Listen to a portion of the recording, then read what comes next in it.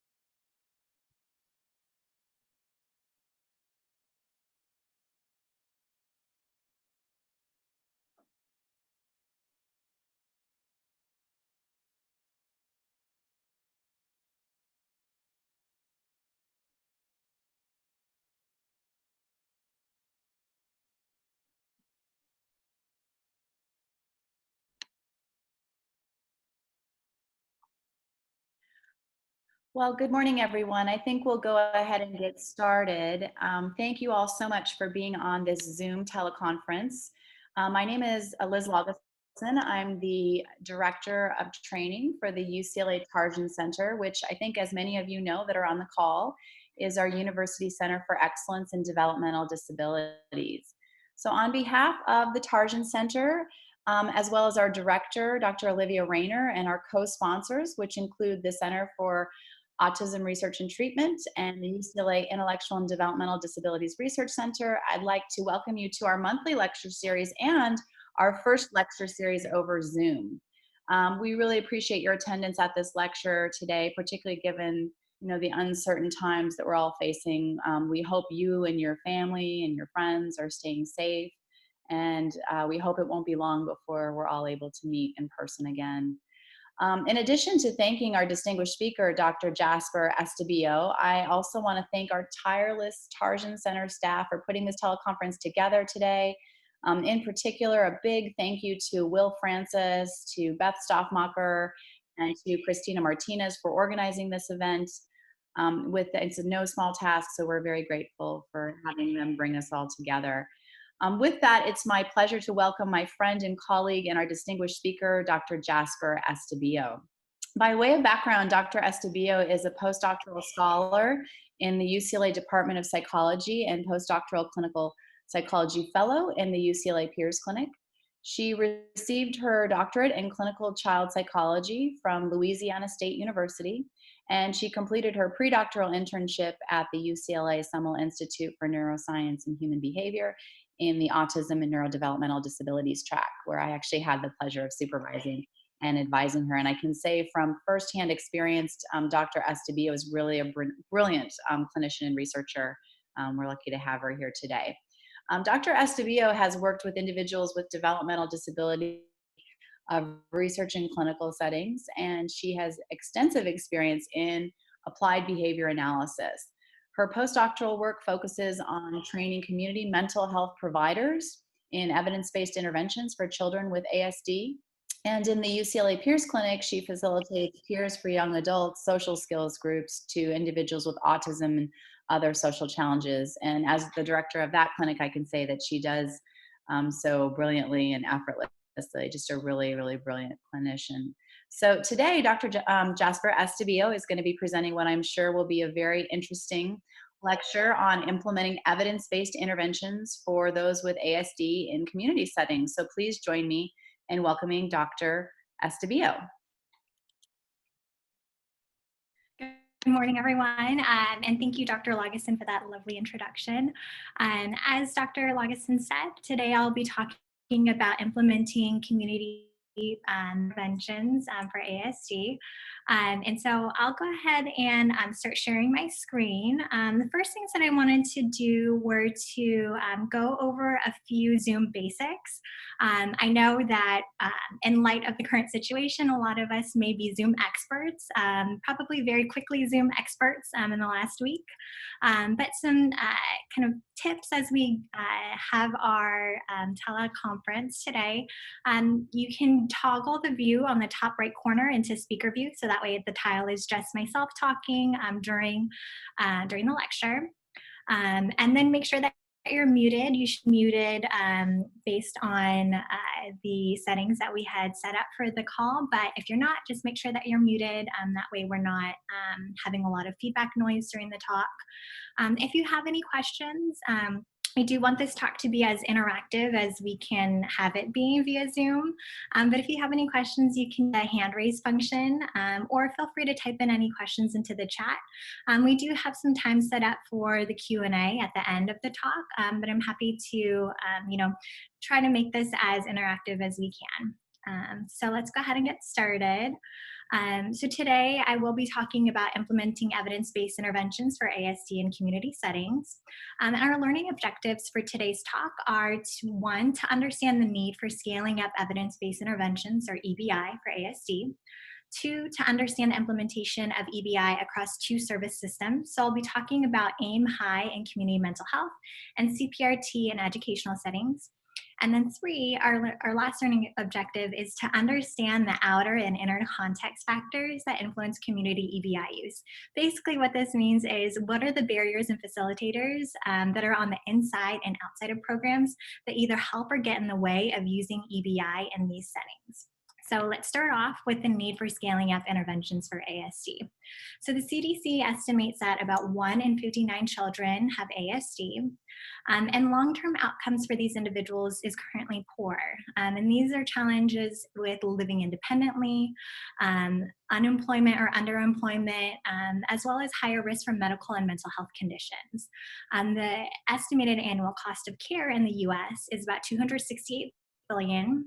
This estimate was in 2015, and this cost is expected to increase to about $461 billion by 2025. And these high expenditures on care are really due to the cost of care and lost productivity for both caregivers and individuals on the spectrum. EBI is considered to be well established and have strong research support for targeting outcomes in many areas, including academic skills, communication, socialization, mental health, and behavior skills. However, despite costly investments in the development of efficacious interventions for individuals on the spectrum, EBI for ASD is not routinely used in community-based care. So this is what we call the implementation cliff. EBI are not currently used due to implementation cliff. Does anybody know this term or has any familiarity with this term? Let's see if we have any hand raises up there. Feel free to jump in if you've heard of this before. No. All right, so the implementation cliff is where intervention benefits drops off when tested practices are scaled up. And this is expected once we move from efficacy research into effectiveness or moving into the broader scope outside of university settings. And this is really because interventions are typically developed in highly controlled settings and are very rarely either disseminated for delivery into community settings, or there's these additional challenges in expanding services beyond our very controlled universities. It's kind of like a game of telephone, right? When we start with one individual and then we have these very specific protocols and in controlled environment, and then as we pass along the information, the message typically gets watered down. In addition to implementation cliff, there are other terms in the implementation world, including things like including the drop, which is when efficacy decreases with each successive generation after the original developer's implementation.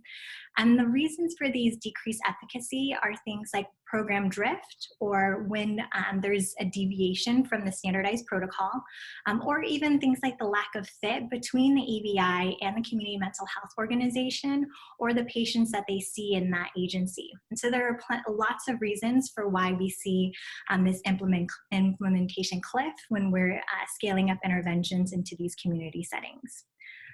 And so the most common routine services for children with ASD include mental health and education. So these are the public sectors that are most commonly serving children on the spectrum. And the majority of educators in public education report using an eclectic treatment approach. And so this is what we can consider to be that program drift. In the mental health world, therapists who use EBI strategies do so with very low intensity. And even more concerning is that they typically have very limited training in ASD. Right? They're more commonly trained to be these generalist clinicians to serve a wide range of presenting problems, but there are challenges in their work with individuals on the spectrum, as well as tailoring interventions to better serve this population. Additionally, for mental health therapists, if they are familiar with ASD EBI, they do so with very, very low fidelity. And so there are these additional challenges in implementing EBI for ASD across these routine services. Additionally, and probably more concerning, is that parents of children with ASD also report poorer satisfaction with community services compared to parents of children with other special needs. And so this highlights the ongoing need to improve services for the families of children on the spectrum. And as a result, in the implementation world, there have been urgent calls for the development and testing of implementation strategies for the successful uptake and sustained delivery of EBI. So really, the role of implementation science is to address how we can ensure the successful adoption and implementation of EBI and the relevant community settings that are serving these children. And so one training approach is to use active training techniques where providers can receive ongoing training and feedback in their implementation of these EBI. And so for today, I'm going to talk about two different community-based ASD EBI that utilize this active training technique with ongoing feedback. And so these EBI, AIM High and CPRT, they were separately developed by Dr. Lauren Brookman-Frizzi for community mental health settings, and Dr. Aubin Stamer in the educational world. And these of course, are because mental health and education are the most common routine service systems serving kids with ASD. Both of these interventions use community-based approaches in the development of the EBI. And both interventions use a trainer or a coach to consult with a provider, so either a clinician in mental health or a teacher in the educational setting. So the trainer or the coach is utilized to support the provider through the training process. And so it goes beyond the initial training in the EBI, and where each of these providers receive ongoing support for a length of time. So I'll go ahead and start with AIM High. And AIM High is an individualized mental health intervention for children with ASD. Long title, so that's why we call it AIM High. AIM High is a package of evidence-based, parent-mediated, and child-focused strategies to reduce challenging behaviors in children with ASD, age 5 to 13, in mental health settings. Again, this was developed in collaboration with mental health providers, families, and ASD experts. And it was really designed to be delivered by providers who have limited ASD experience. So again, we wanted to prevent things like drift and support these providers in scaling up. And so it was really an intervention designed for providers who were not as experienced in working with this population. Within AIM High, there's a 2-day training workshop. And then the providers have 12 consultations where they meet with a trainer over the course of 6 months. And so they're going to get ongoing feedback via session video review and support, where the trainer is really there as a service to support the provider in learning this intervention and implementing it with their family. So this consultation model is really key in providing the mental health clinicians, again, with that ongoing training and feedback in learning this EBI. So it's very much a parallel process where the trainer is working with the provider and the provider is working with the family to support them in intervening with the child's behaviors. And so in AIM High, we focus on challenging behaviors. But why do we do so? Why do we focus on challenging behaviors in mental health when oftentimes our children are receiving a number of other behavioral services? So within the mental health setting, psychiatric comorbidity is very, very common in ASD. And given the high rates of comorbidity, publicly funded clinics and school-based mental health programs really do play a significant role in providing mental health treatment for youth with ASD. Children with ASD commonly are seen in mental health programs that are designed for a large range of presenting problems that aren't really focused on ASD specifically. And so in a study by Dr. Lauren Brookman-Frisee and colleagues looked at what were the common psychiatric comorbidities of children receiving mental health services and outpatient and school-based services. And what they found was that about 92% of children with ASD met criteria for any other psychiatric diagnosis. And so again, that's a very, very high percentage of psychiatric comorbidity. The common psychiatric diagnoses included ADHD, so about 78%, ODD, anxiety, and mood disorders. And so these kids are really presenting with, ASD plus. And so of these 92% of children, 77% of them actually met criteria for more than 2 non-ASD diagnoses. And so we can kind of conceptualize these children as more of having ASD plus, right? It's more than just ASD when they're presenting for these community mental health services. And so when we're considering what the presenting problems of these children with ASD plus are, we need to look at ASD being in conjunction with these co-occurring diagnoses. And so we have to think about the lens of ASD being expressed with these comorbidities. And so in ASD, we know that the disorder is characterized by deficits in social communication and interactions, as well as the presence of these restricted and repetitive behaviors. But ASD, in conjunction with these co-occurring disorders such as ADHD, anxiety, disruptive behaviors, and mood disorders.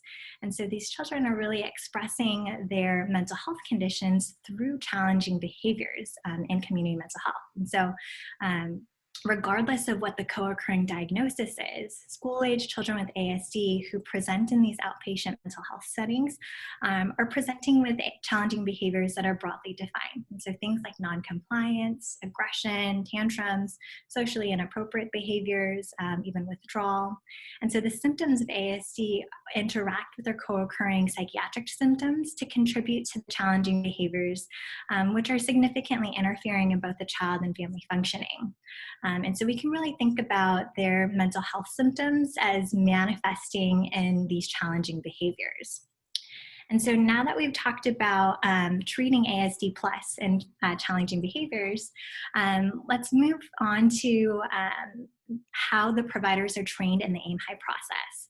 And so first, AIM-HIGH is an intervention where the content is different for each child. And so there's no set curriculum or started set of skills, but the process begins and is the same for all providers. And so we'll start with the first component, which is really to understand. And just like in mental and any other mental health setting, the first component is really to integrate our assessment information, so that gathering information stage. And this is really to help caregivers understand their child's behaviors with an ASD lens, and to establish active caregiver involvement as an expectation. And so in the world of ASD, we know that when parents are involved in their child's treatment, that there are greater improvements in the child's behaviors, as well as more long-term outcomes. And so having parents involved is very, very important and is expected in AIM-HIGH. And then the next stage in the AIM-HIGH process is to plan. And plan utilizes a structured framework that's grounded in both behavioral and CBT principles to understand when the challenging behavior occurs, to identify child skills that make the challenging behavior non-functional, and then as identifying complementary parent strategies to support their children. And so these behavior plans are created with the AIM-HIGH trainer to support the provider in what behaviors would be appropriate replacement behaviors and what caregiver strategies are going to be the most useful to support the child's learning.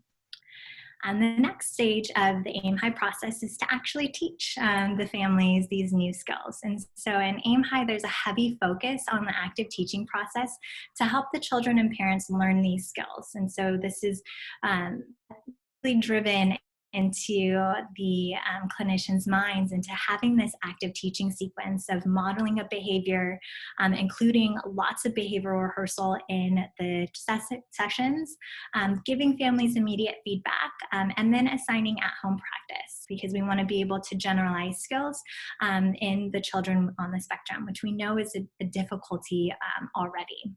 And so both the caregiver and child skills are taught utilizing this active teaching sequence. And the bulk of the sessions in AIM-HIGH are really focused on learning these skills via behavior rehearsals in session. And so the co-occurring symptoms, these ADHD, other mental health symptoms in ASD+, are addressed within the context of addressing these challenging behaviors. Again, because ASD plus manifests as these challenging behaviors which are presenting in community mental health, we want to focus on these behavioral interventions to teach replacement skills. And then because we're in community mental health, we're adapting the psychotherapy process by structuring the sessions to be more applicable for children on the spectrum. And so by adapting psychotherapy, we have an emphasis on structuring the sessions by utilizing an agenda and having AIM-HIGH materials via worksheets, as well as maintaining continuity across sessions, because we want to embed all these opportunities for children and their parents to be learning these new skills. All right, and so let's go over some of the AIM-HIGH research findings. And so importantly, there's been training success. And so the majority of therapists successfully complete AIM-HIGH certification. And in our effectiveness trial, 74% of the clinicians completed training and methodology requirements, which was, great news. And then of those therapists, they also found AIM-HIGH to be useful and effective. And so the therapists viewed AIM-HIGH as useful and effective for kids with and without ASD, as well as reporting that parents were more engaged in their sessions. So I have a little quotable. One of clinicians who said that Aim High definitely helped to structure the sessions, knowing that I had a specific skill that I was targeting in that session. I liked being more focused, especially with these kids who needed that structure. Right? So it was a very useful, practical intervention to use in targeting this population. Here's another quote from another clinician. Aim High definitely helped because I deal with a lot of kids who have externalizing behavior, where behavior interventions are really relevant. And I think this part here is really important. It's given me a framework and a place to start and a progression of intervention that I appreciate. Right? So we're utilizing this structured framework to support these clinicians in intervening with these behaviors for the clients that they're seeing. Aim High is also changing practice. And so therapists who are trained in Aim High were also observed to use more evidence-based strategies in their sessions. And these therapists also individualized Aim High for the child and the family that they were seeing, as well as for the service setting that they were working in. And so Aim High can be used both in community mental health as well as in school districts that are providing mental health services. And so these therapists were utilizing Aim High strategies, but also more broadly changing their own practice in using evidence-based strategies across settings. So here's another quote from the therapist. So Aim High gave me good language to understand and break down what's going on with my patients, structure things in a way to get the family involved. It's changed the model of how I'm working with the kids. And so this is great when we're thinking about intervention scale up, because we're teaching community mental health providers evidence-based strategies, and they're able to utilize this as a model across the clients that they're seeing. And then lastly, and also importantly, we're seeing improved child outcomes. And so kids who had an Aim High trained therapist were observed to have greater improvements in their behavior compared to children in usual care, as measured on the ECBE with the intensity and problem scores. And therapist fidelity actually moderated these scores. And so therapists who more clearly demonstrated fidelity to the Aim High model were shown to have more improved outcomes on the child level. All right, so we've talked about community mental health. Now I'm going to switch over to the educational setting side of things with CPRT. And so CPRT is classroom pivotal response teaching, which is a natural developmental behavioral intervention, or NDI, that was adapted from PRT 3 to 10 during classroom activities. CPRT is really focused on innovation, communication, and academic skills. And CPRT was developed in collaboration with teachers based on classroom activities, IEP goals. So very just like in Aim High, this was a community-based approach and how to adapt an evidence-based intervention, PRT, into classroom settings. And so CPRT was really designed to be delivered by educators who are working with children with ASD.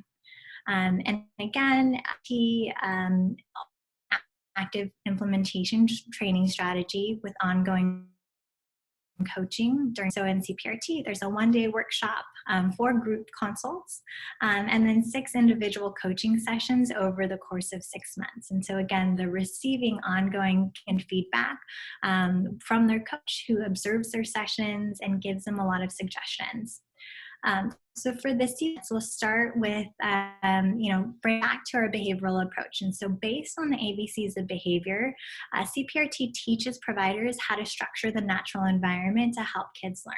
It's very similar to the saying that we say in autism is, if the child's not learning how we teach, we got to teach how they learn.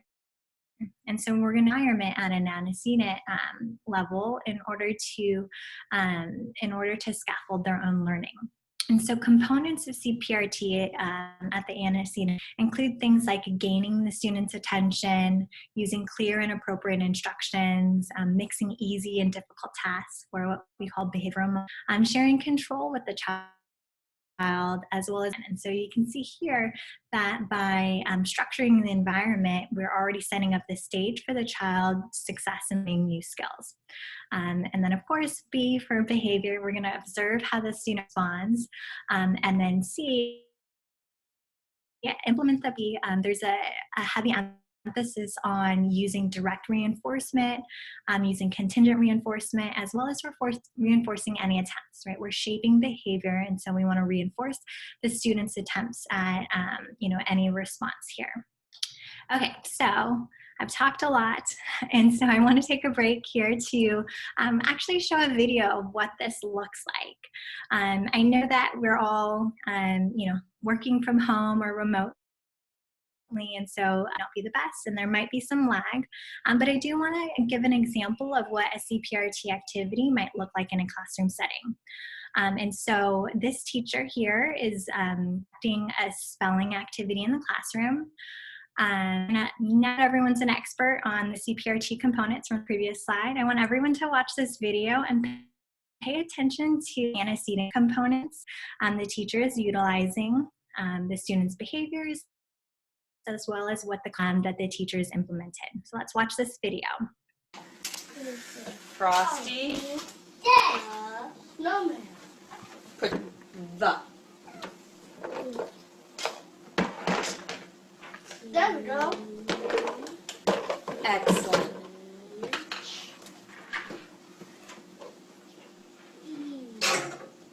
I made it. I am going to give you a T. Pizza. T. T. H. T. What's the next letter? T. H. E. E. All right, okay, and so let me see here. I don't think that we are able to do any of the hand unless we are able to. Let me see here if we've got it up. Just one moment. Jasper, we don't have the hand raising feature, but if you want to have people write through the chat, we can moderate for you and let you know what they're saying.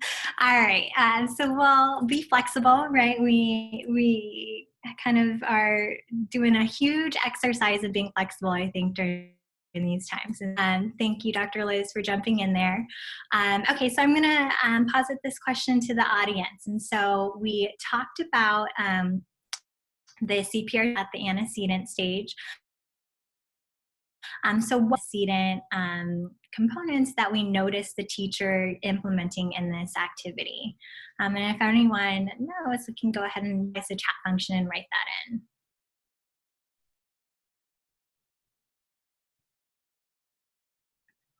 And I'll do a little bit of a reversal here, just so that everyone can get a reminder of what some of the antecedent strategies were.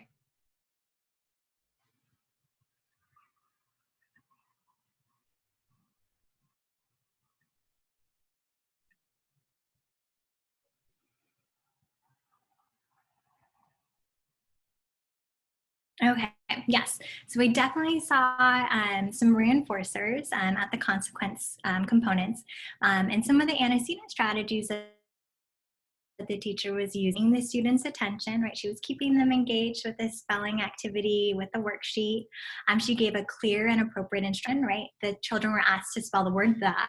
And then she may have been mixing easy and difficult tasks. Maybe if we had watched a little bit more of the video, we would have seen that.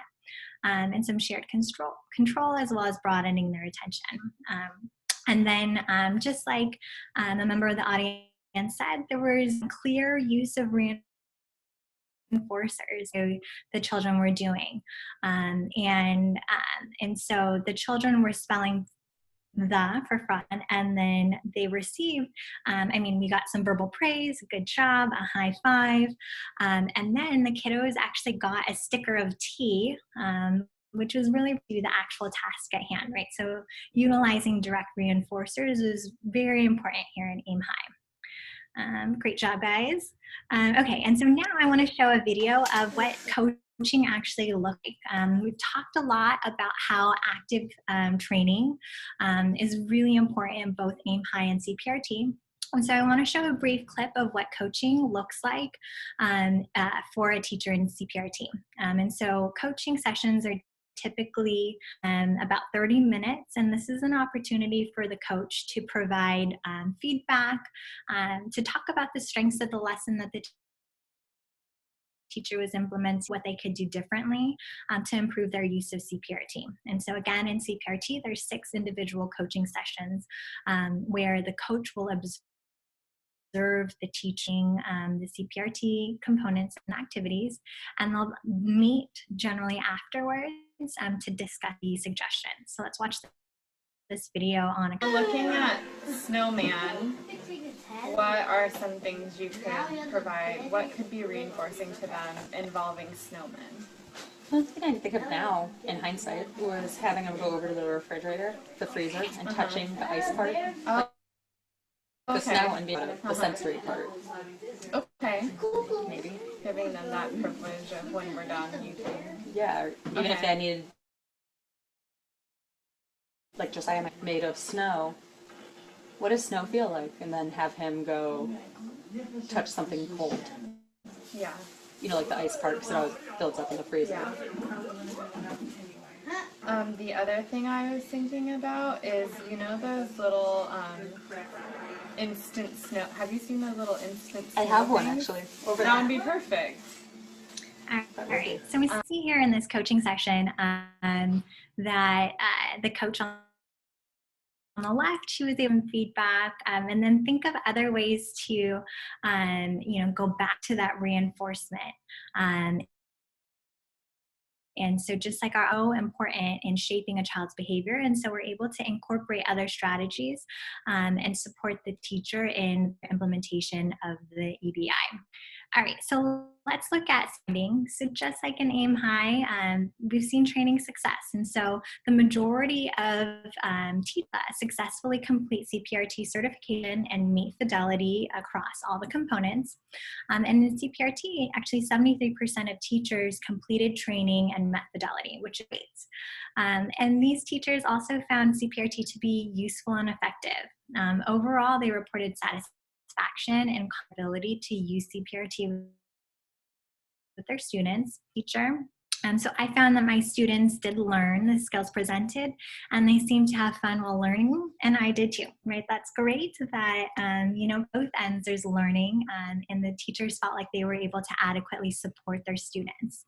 And so we also see that, okay, I'm glad that I've seen the chat function. All right, okay, and so in CPRT, we see that this is changing practice for teachers. And so teachers actually reported using CPRT for about 47 minutes per day. And so this is changing the way that they're integrating evidence-based strategies into their teaching practice with students. And so we have a quote here from one of our teachers. Once you get shared control, then reinforcement or rewards for intents. It makes teaching so much easier for all involved, and we end up with so much more. Right? This is for thinking about how we're scaling up these interventions. And lastly, and importantly, we also see improved child outcomes.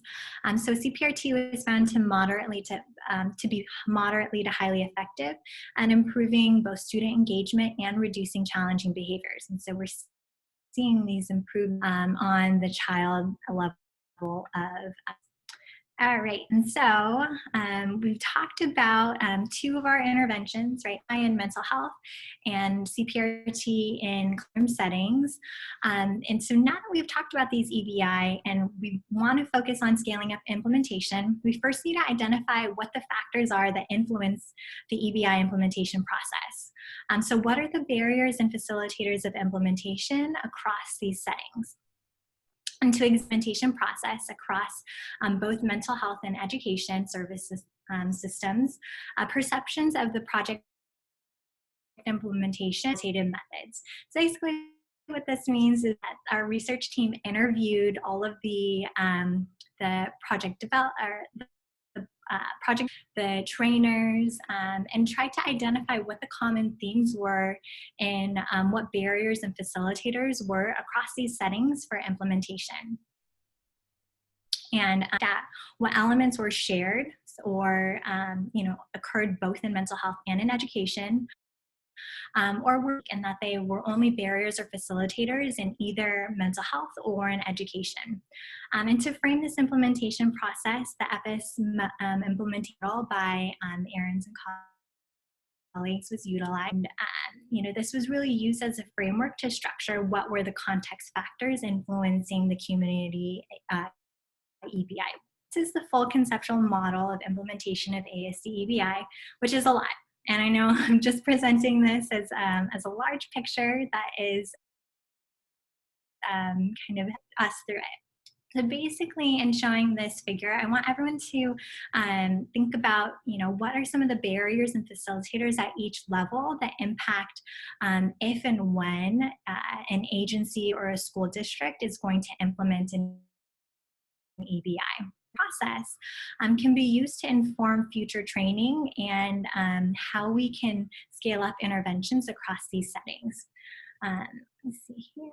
Okay, so let me go ahead and start first on the left with the outer context. And so at the system environment or the policy level and educational setting, we found that system leadership was huge at facilitating the program and provider participation. This is particularly important. And we can think of, at a system level, anyone that's interested, so leaders that are able to facilitate AI is going to be crucial on if an agency decides to implement an EBI in their program. And this influence was especially important for agencies who didn't have existing relationships with researchers. And so the leaders here at the system level were particularly if an agency participated in the training. But interestingly, and the things, dynamic system structure was found to be an influencing factor. And so things like funding, administrative oversight, and policies really emerge in the context of EBI. So for example, during this implementation trial, state policies shifted so that school-based mental health services changed from being provided by county mental health departments to the individual school districts. And so this depth, if the agencies were utilizing EBI in that decision-making policy. And so we can see here how it protects the system environment, and the leadership is really critical in what practices are implemented in these settings. All right, over on the right side to the inner context, I'm going to start with looking at the districts and again with the leaders. And so across both and the educational setting, at the program level, being able to support time for training and as well as administrative and logistic support were critical in allowing for the implementation of these EBI to be pushed forward. And we also see in the leader level that engagement was really key for establishing the EBI. Leader motivation was particularly important to facilitate the uptake of EBI. And lower engagement, of course, was seen as a barrier. Leaders who were more engaged were seen to encourage and facilitate and to improve logistical supports. We're also perceived for buy-in and motivation, as well as reducing the burden of provider participation. So here in the inner context, we see that leadership is key in we're implementing EBI into the community. Leader involvement in the clinical and training process was also helpful in that they were able to have increased communication with the researchers, right?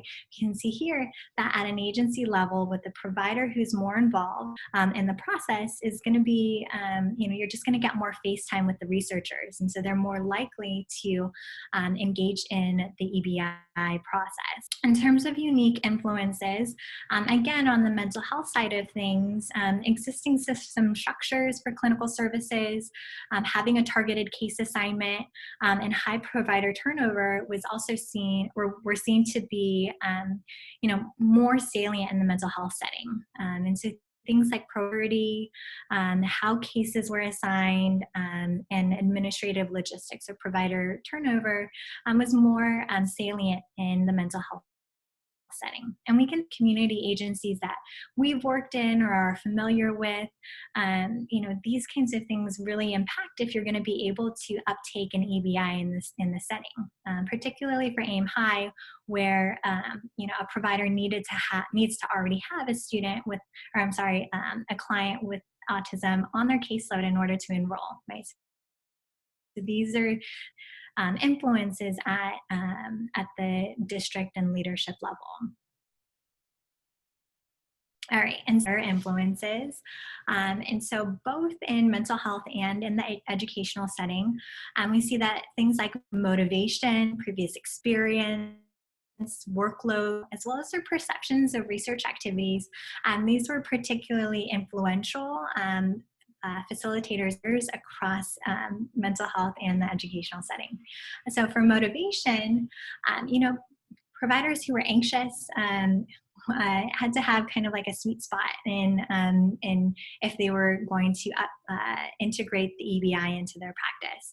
And so they reported that there was a level of anxiety that was necessary so that the providers would be motivated to learn these new strategies, but not so much that it impeded with their feedback, right? And we can think about kind of the clinical settings that we've been in where, you want to be anxious enough to do well, but not so much so that you can't do anything functionally, right? So it's very similar into how this influences if a provider is going to move on with certification. Previous experience was found to be an important factor across settings, and particularly previous experience with behavior management was really key in terms of moving on to implementing their AIM High or CPRT.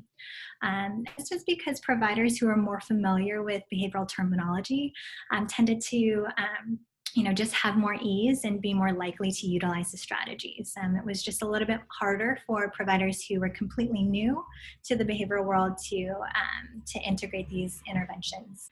Workload was also key in that new providers were more likely to focus on their own learning and managing new job demands rather than their EBI delivery. So we can see here how workload be an influencing factor for provider if a provider moves on with certification. And then also, from the research end of things, on our end, providers' perceptions of research activities is also a critical factor, both in the mental health side and in the educational settings. Because a provider's perception of research affects, their enrollment as well as if they do enroll, their attendance or completion of tasks, right? If I think that and an EBI is going to be a huge burden to my productivity and working with my clients, then I'm less likely to enroll in getting the training, as well as if I do, right, maybe I feel like I have some outer pressures in enrolling in training, but I'm probably going to be less likely to attend or even complete any of my research activities, right? And so for unique influences, again, at the mental health side of things, the mental health providers were actually indicated that they felt more of an urgency for AS.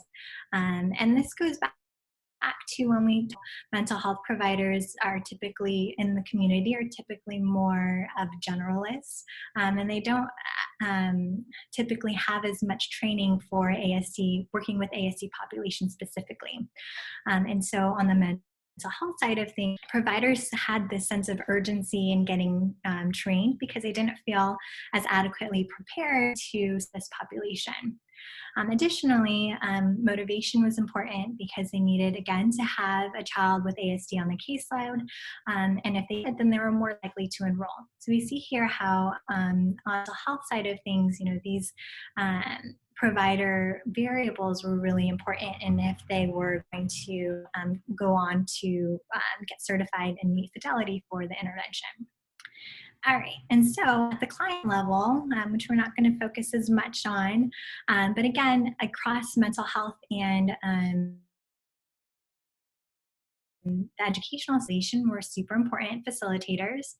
And it was, a strong determinant of if the implementation moved forward in either setting. But because AIM High and CPRT were both created to address the unmet needs regarding training, there was a strong fit here.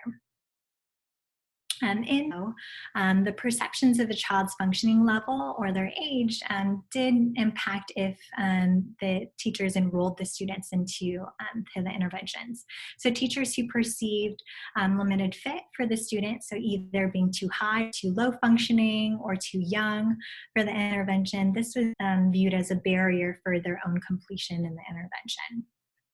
All right, and so the intervention characteristics were also important on if the EBIs were utilized in these community settings. And so providers who viewed that the views were particularly helpful in mental health. And teachers also indicated that flexible data collection that could be integrated in the existing methods were helpful in their educational settings. And so we want the interventions to be flexible for both the providers to use in terms of protocol, as well as what the materials are, right? If I already am learning a new intervention, I want the things that I'm doing to kind of fit very well with the things that I'm already. Active training structure was very important for if these settings were utilizing and completed the EBI trainings. And so the system and leader perceptions of the EBI flexibility were actually key facilitators across mental health in the educational settings. So things like, the EBI fitting into the current funding structure, or being able to be used by clinicians from a wide range of disciplines. This is for decision making on if agencies decided to enroll into complete training. All right, and then lastly, relationships with researchers was also influential if agencies move forward with the EBI use. And so the ability to build on existing relationships system and agency leaders was a facilitator, and if they adopted the EBI. On the research end, be flexible and individualize the study activities for different contexts and participants. So here we see, especially in community-based research, we want to have strong relationships between the agencies as well as the researchers in order to interventions in these settings. So this relationship is really critical for the success in these activities. All right, so we spent a lot of time getting G on the implementation science side of things. But now, given what we know about the barriers and facilitators on the implementation process, let's go back to our original question. How do we expand training even more? So how do we scale up EBI effectively? Again, we have our two EBI, AIM High in public health, CPRT and public education. And these were really created to make it easier for providers to use in the community. Both of these EBI high levels of feasibility, acceptability, and support for the overall effectiveness of interventions, improve child outcomes when the providers complete training and deliver the interventions with fidelity. However, even with these systematically adapted interventions, strong community partnership, and best practice training and consultation, we did tend to see some variability in the completion and fidelity. And because fidelity is related, this highlights the need to test methods of improving implementation across both of these settings. And based on our prior model, right, the most salient themes that emerged in the implementation process were leadership support and provider engagement. And so for implementation leadership, we want specific behaviors and actions that demonstrate a leader's commitment, knowledge, support, and perseverance throughout the EBI implementation, because we know that with leadership guidance, there's an increased sense of competence and satisfaction on the provider level. There's also clear evidence between organizational structure and climate to child outcomes in both mental health and educational settings for ASD.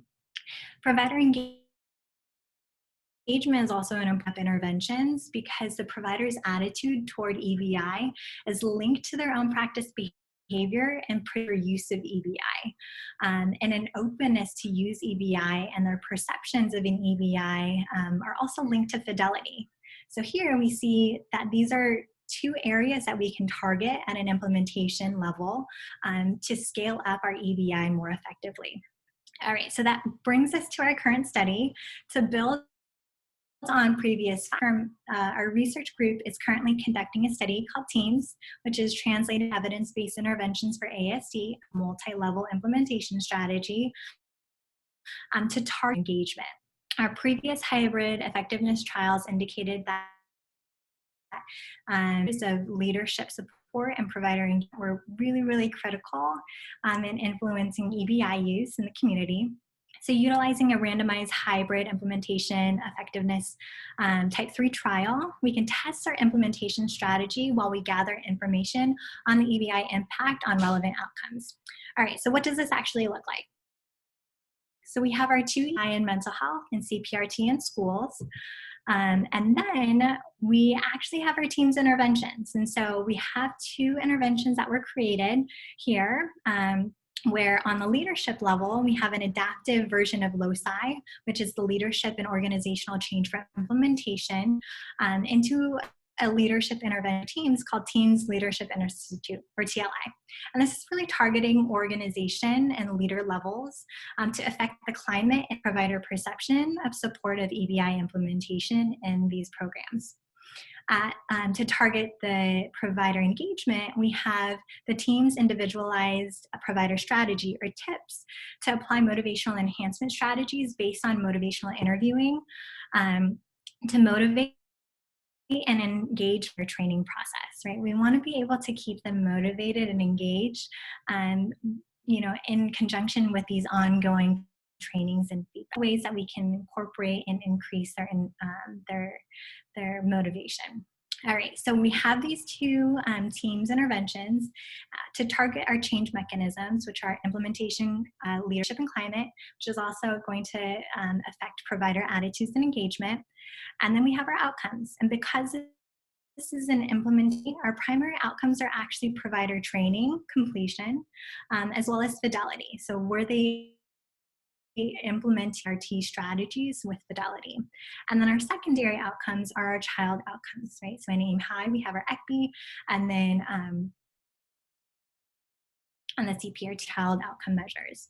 Our moderators here in the study were provider background and experience, as well as organizational structure, right? And so this study is currently enrolling for eligible mental health agencies and educational districts. We're a multi-site study in San Diego and LA, and we've also rolled out distance learning this year via telecommunication. Our goal is to have 295 mental health providers and 37 mental health programs. Similarly, on the CPRT side of things, 295 providers in 37 districts, and then having a total of 590 children.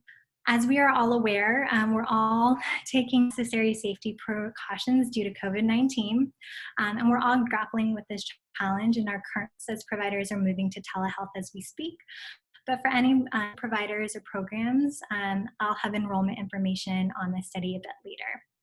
All right, so in conclusion, by conducting implementation research, scaling up EBI, we're able to improve services at multiple levels, right? There continues to be a critical need to develop and test implementation strategies for the successful uptake and sustained delivery of EBI. And targeting implementation leadership or climate and provider engagement are promising targets. And so at the multiple levels, at the system and agency level, we see an enhanced system capacity to serve kids. For providers, we see increased training in EBI and changing their practice. And then for children, we're seeing improved child outcomes through their reception of EBIs. All right, thank you very much. So first, I'd like to acknowledge our team study PIs, Dr. Lauren Brookman-Frizzi at UCSD, Dr. Abin Stamer at UC Davis, and Dr. Anna Lau here at UCLA. Huge thank you to our team study research and clinical staff. This is just a small portion, I think, across our last few, over 150 research and clinical staff involved in this massive project. It takes a lot of coordination, so huge thank you to everyone involved. And then a huge thank you to all of our enrolled programs and districts, leaders, providers, and families with whom we wouldn't be able to do this project. For additional information on TEAMS, you can email us at teams-study@ucsd.edu or visit our website. And then before I open things, please be sure to visit the link to complete the course evaluation. We'll also send that out via chat, so make sure that you do that before ending the call today. And then now I'm going to open things up for discussion and questions. And some reminders, you can either use the raise hand feature, unmute yourself if able, or you can type your question into the chat. Thank you, everyone. Well, thank you, Dr. Estebillo. That was a really interesting and informative lecture. We're all very grateful for that information that you provided, so useful. As you mentioned, it would be helpful before people leave the teleconference to take a look at the assessment or the evaluation on SurveyMonkey, particularly since this is our first Zoom-based lecture for the Tarjan Center. We'd love to get your feedback, but really impressive work. Great presentation, Jasper. That's coming out from lots of our attendees, like Cynthia Whittam just mentioned that. She's thanking you. We have a number of questions. We're going to have Will Francis moderate them in a moment. I have a quick question, though, really that probably applies to all of us right here at this moment in time, given all of our safety and health concerns. What kind of recommendations would you make for providers using telehealth right now? Any tips that you might suggest moving forward? Yeah, and I think that that's a great question, and something that, you know, as we're moving towards telehealth, that we're all kind of trying to figure out too. I think that Dr. Brenda Bursch had just recently sent out some really lovely recommendations from the PTL service here at UCLA to incorporate some suggestions into how to do telehealth with children. These are all things that you know, are really important. I think regardless of what EVI you're implementing, you know, being able to still structure our sessions, maintaining a sense of continuity, right? So this is something that was both really important in the AIM High intervention, but is still useful and translatable regardless of what, you know, what intervention you're implementing. Well, thank you for that. I think that as many of us are having to transition to telehealth, there's many different portals to use. And I think that's also like the first question is what do you use there? For those of us that are at UCLA, I know that we can use Zoom, and that is HIPAA compliant.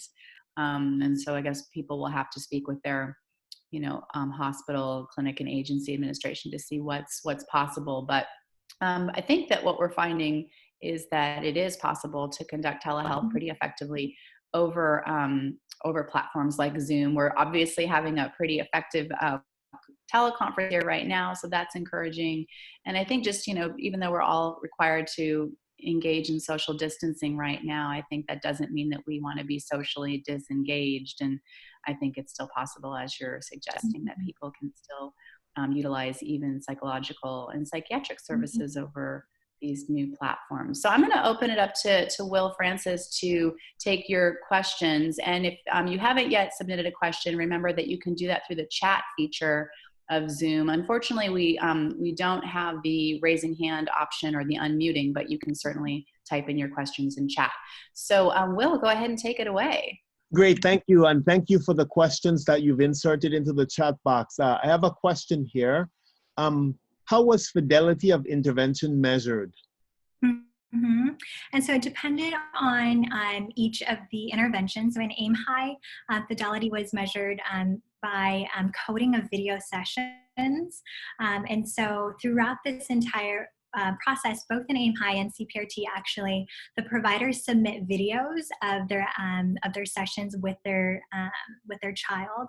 And so in AIM High, if I was an AIM High provider, I have a client with ASD that's also enrolled concurrently with me, and each of my clinical sessions are recorded, and those are submitted to the research staff to code for what elements of AIM High they're utilizing. And so that's how we measured fidelity on the AIM High side of things. And in parallel, that's what CPRT teachers were doing. And so they all submit videos of their session activities that are coded by our teams to ensure what components of the interventions they were utilizing. And so that's how we measured fidelity across studies. Thank you, and thank you for this next question. This person said, you indicated that motivation was one of the strongest predictors of treatment outcomes for providers. How would you determine the level of motivation, and what tips do you have for strengthening motivation for providers? Yeah, and that's a great question. I see here that that's from Elizabeth Dunluck. Thank you for that question. I actually have a slide here on our tips intervention that's focused on improving provider motivation. And so the first part of your question, how do we determine the level of motivation?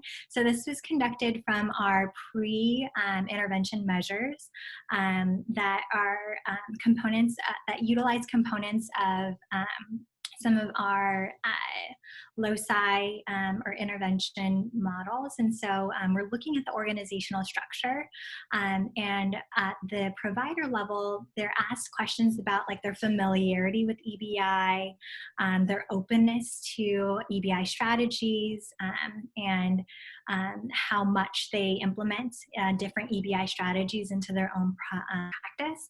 And so that's really how we were measuring the level of motivation. And what tips do we have for strengthening motivation for providers? And so tips, it's a little play on words. So tips, or an team's individualized provider strategy, was created as a team's intervention that incorporates some motivational interviewing strategies. And so on the psychological side of things, we know that motivational interviewing is useful for our patient populations.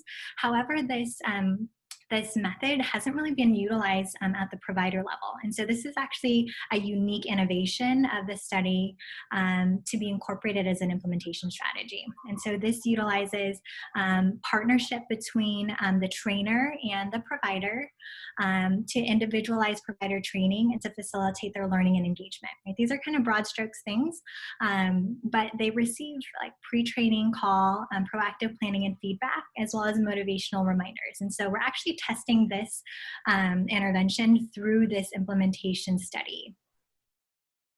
Great, thank you. This next comment and question comes from Leila Glass. She indicated that you were awesome, and thank you. As a previous community trainee who was in the pilot study for AIM High, I remember the materials provided, homework plan, and ongoing tracking were incredibly helpful as a mental health professional, and increased parent participation and awareness through the week. Are those materials and tracking forms available for parent and providers in general? And then, could these also be used in telehealth for tracking and supporting behavioral change? Thank you, Dr. Leila, for that comment. And I feel likewise to you. You're also awesome. And I think we've talked about this before. So Dr. Glass, fun fact, was a provider that received AIM High training back when we had the pilot study. And all the materials are really, really wonderful, right? We said that structure is a really important component of AIM High, not only for the providers, but for the families, because it outlines what the expectations are and how to implement all of these different components of the intervention. As for if they're available online, I know that we have fillable forms that we're piloting with our distance sites. So right now, in our cohort 3, we have just started to do some distance training. But I think in light of the current situation, right now, we have scaled up our training to do distance training of providers. But I think taking it to the next level and providing distance training for providers who are doing telehealth, this is a new frontier for us, and we're all trying to figure out what this is going to look like and the strategies at that next level. But I think that is a great question. As for could these forms be used in telehealth for tracking or supporting behavioral change? I think absolutely, right? I think all of the ways that we can continue to maintain normalcy in our therapeutic process are really important. And just to have a way to structure things so that way, you know, you're not just on a screen anywhere, and you're able to, you know, look at the same components and materials to just structure the sessions. I think that those are very helpful.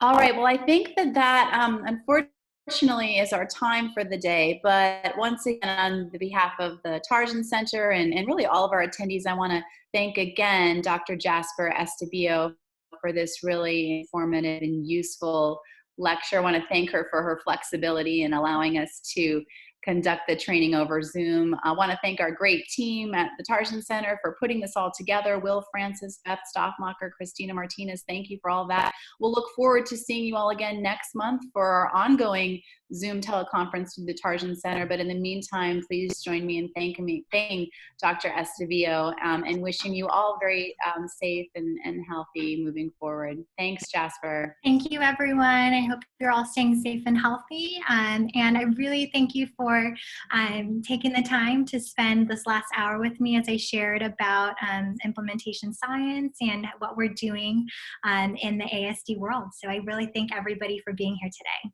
Thank you. Bye. Bye.